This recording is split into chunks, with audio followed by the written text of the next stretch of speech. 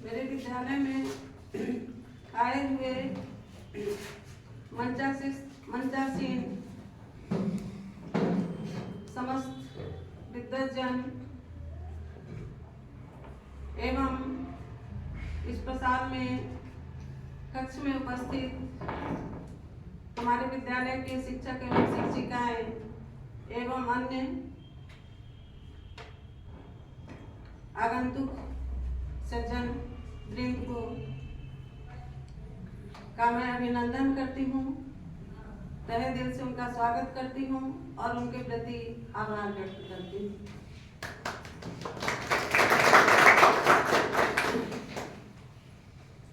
8 मार्च को संपूर्ण विश्व में नारी दिवस मनाया जाता है। पूरे विश्व की आबादी में नारियों का भी, जहां पुरुषों की संख्या 100% मानी जाए तो 50% नारियां भी हैं। नारियों की महत्वपूर्ण भूमिका सृष्टि के आदिकाल से रही है, आज भी और आगे भी रहेगी। सृजन, सिंचन और निर्माण विकास की जो प्रक्रिया है, चाहे वह बच्चियों के साथ हो या बच्चों के साथ हो, नारी हमेशा से सहधर्मिणी के रूप में, सर्वप्रथम तो आदि गुरु माता के रूप में, बहन के रूप में, विभिन्न रूपों में नारी अपनी महत्वपूर्ण भूमिका को निभाती आई है। स्त्रियां प्रेम, त्याग, स्नेह, सहिष्णुता, करुणा, उदारता और सौजन्य की प्रतिमूर्ति है। नारी अंतर्राष्ट्रीय नारी दिवस मनाने के बहुत सारे कारण हैं, उस पर भी मैं प्रकाश डालूंगी। यत् नार्यस्ति पूजन्ते रमन्ते तत्र देवता, अर्थात जहाँ नारियों की पूजा होती है वहाँ देवता का निवास होता है। देवता स्वतः वहाँ आते हैं और विकास की ओर उस घर को, उस विद्यालय को या जहाँ भी नारियों की महत्वपूर्ण भूमिका रहती है तो उत्तरोत्तर विकास की ओर बढ़ना स्वाभाविक है। नारियां, स्त्रियों में जहाँ जीवनदायिनी शक्ति है, जहाँ वह समाज के निर्माण में उसकी महत्वपूर्ण भूमिका है, तो क्या नारियों को उनका वाजिब हक मिल पाता है? कहीं कहीं हम संपूर्ण विश्व की बात करें तो आज भी हमारी नारियां उपेक्षित, तिरस्कृत और अभिशप्त जीवन जीने को मजबूर है। यह स्त्रियों को, नारियों को उनके वाजिब हक को दिलाने के लिए अंतर्राष्ट्रीय नारी दिवस मनाया जाता है और इसकी शुरुआत 1908 में हुई। इसकी शुरुआत 1908 में हुई।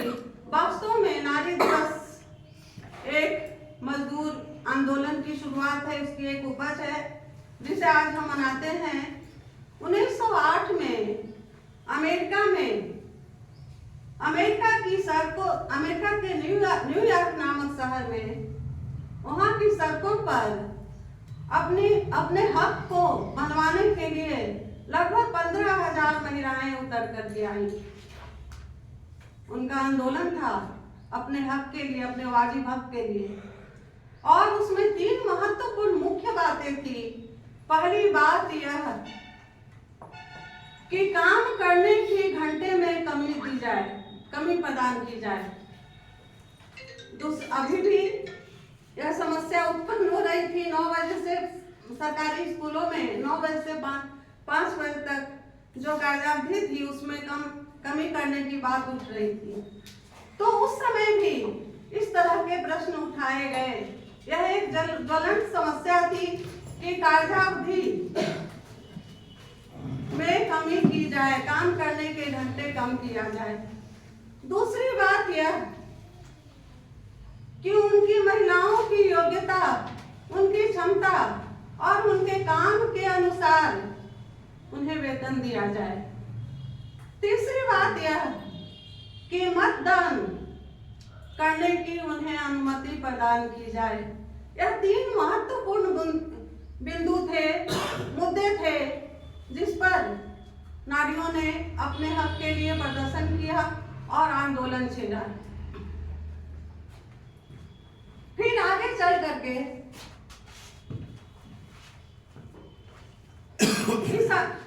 अमेरिका की सोशलिस्ट पार्टी ने राष्ट्रीय मजदूर दिवस मनाने का प्रस्ताव पेश किया।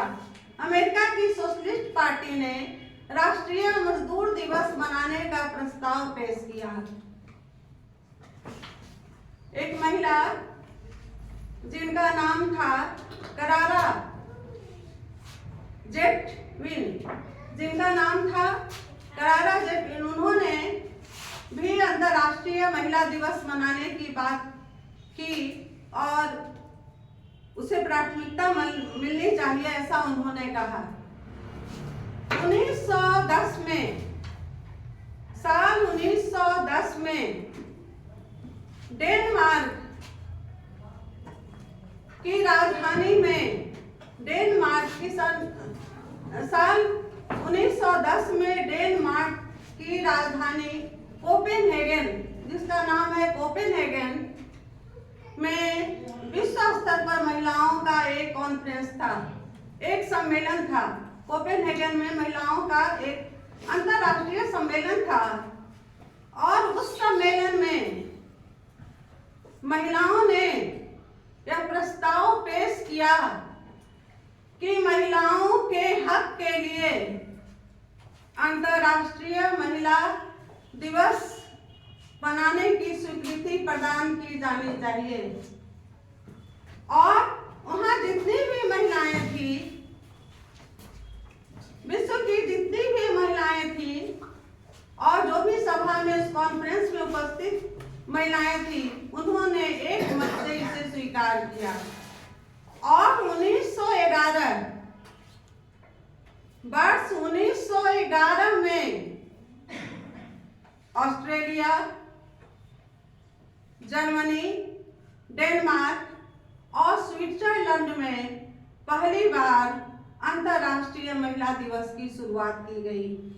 ऑस्ट्रेलिया, जर्मनी, डेनमार्क और स्विट्जरलैंड में अंतर्राष्ट्रीय महिला दिवस की शुरुआत की गई। 1975 में 1975 में संयुक्त राष्ट्र संघ ने आधिकारिक तौर पर 8 मार्च को महिला दिवस मनाने की स्वीकृति प्रदान की। और अभी जो 2024 का थीम है, उसमें इंस्पायर इंक्लूजन की बात आई, यानी समान हक, समान अवसर और समान रूप से महिलाओं को समाज में सम्मान मिलना चाहिए। हमारे देश में सभी कालों में महिलाओं की अलग अलग स्थिति थी। आप लोग समझ रही हैं कि प्राचीन काल में महिलाओं को बड़े सम्मान की दृष्टि से देखा जाता था, आदर की दृष्टि से देखा जाता था और आध्यात्मिक काम की बात हो, शैक्षणिक कार्य की बात हो या यज्ञ की बात हो या युद्ध की बात हो, हर जगह महिलाओं को स्वतंत्रता दी जाती थी, उन्हें तरजीह दी जाती थी।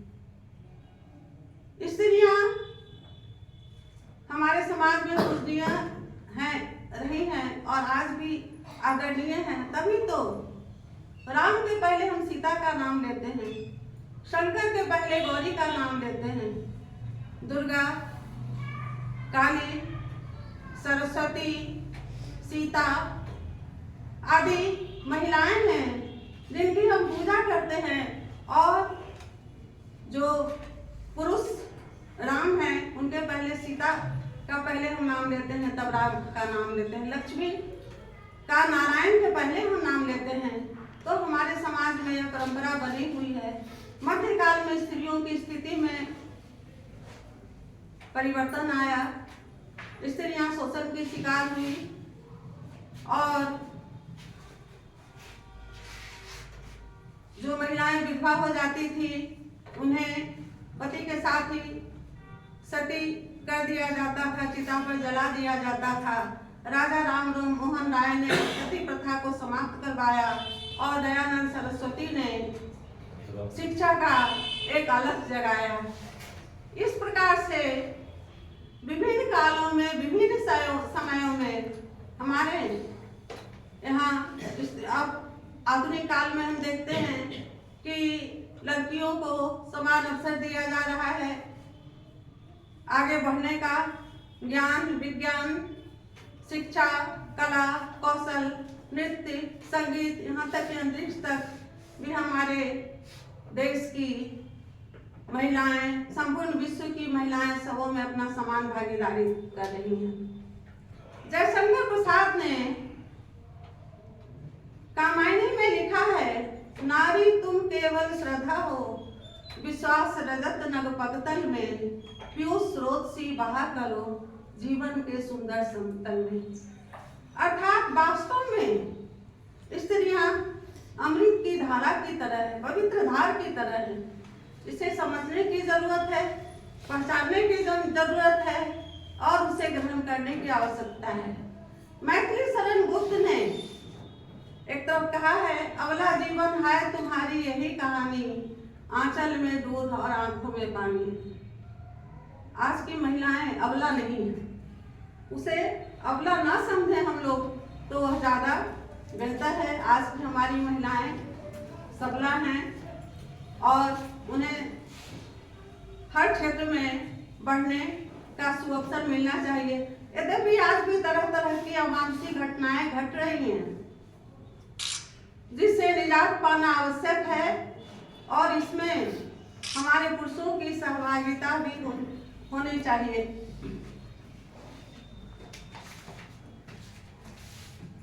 एक कविता मैं थोड़ा सा लिखी हूँ।